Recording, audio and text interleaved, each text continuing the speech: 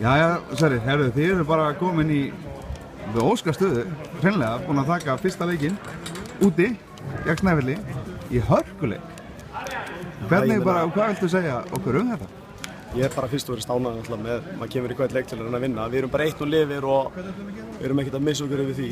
Við erum bara búin að vinna 1 leik og þetta keppni upp í að vinna 3 og við förum bara núna og undirbúum okkur fyrir næsta leik á 50-daginn og við getum gert fullt af hlutum betur en gerðum líka margt fara vel hérna og þannig að við förum núna bara yfir leikinn og gýrum okkur upp fyrir 50-daginn.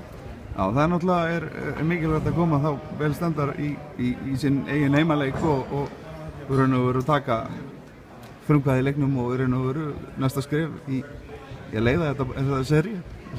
Já, það bara, þú veist, nú erum við bara nota morgundaginn að koma okkur tjastla okkur saman eftir fóðu náttúrulega hellingsorka hjá báðum liðum í þetta og bara undirbúa okkur fyrir 50-daginn og það verður bara annað stríð. Það bara svoleiðis og við þurfum að spila hrikalega vel til að setja þetta í 2-0. Já. Elín Ellenberg var með 42 stigin í kvöld en svo kannski vantaði framlega bara frá Snæfelli.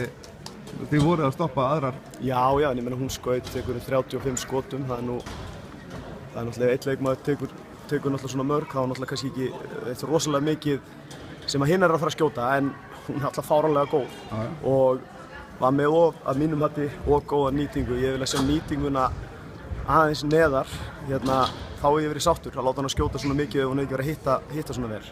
En frábær leikmaður og við þurfum að gera þetta saman að ná að hægja á henni og hinnum. Þetta er náttúrulega bara, Snæfell er bara frábært lið og það er ekkert ástæðulausu.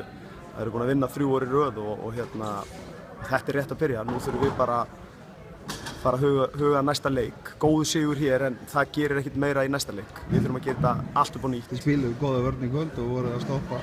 Já, hún setti mörg erfið skot. Þetta er bara svona hágæða leikmaður skilur sem að ég oft á tíðum gæti ég ekki sagt orðið. Stelpundum að gera eitthvað betur en það er bara svona. En það fyrir öllu, við unnum leikinn og það er það sem við komum og ætlum okkur að ná að gera þetta í kvöld. Þannig að næst er bara sumadagur á fyrsti, við erum allir hressir í Keflavík. Já, það verður líf og fjör þar og ég vona að verði bara kjaftfullt hús. Flotti stuðningshópar hjá báðum liðum.